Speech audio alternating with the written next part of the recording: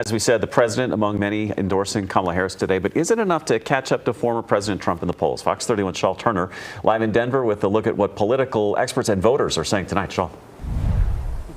Well, I've been talking to analysts about this, and what they say is that we need to keep in mind a couple of things. Now, President Biden has been trailing former President Donald Trump in several key swing states. About 3 to 5% of voters are still yet undecided. That's a very small margin. And many voters will be voting for their ticket rather than just the name that appears on the ballot.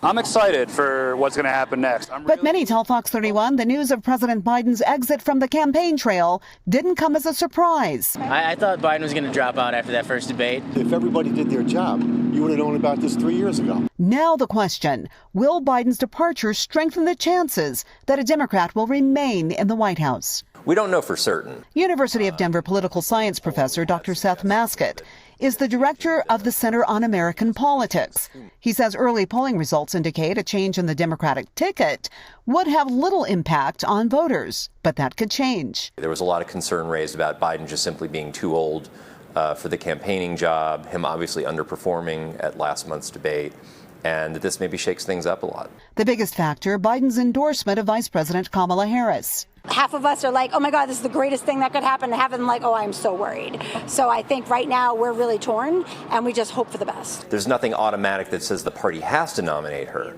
But the fact that he has endorsed her, and over the last several hours, a lot of other Democrats have as well. Still, voters are concerned about the election timeline. What's the impact of the timing? I think it's terrible. I think this should have been taken care of a couple of weeks ago. And another thing analysts are pointing out is that there are others. This is very early yet. So there are others who may want to come forward and run for president.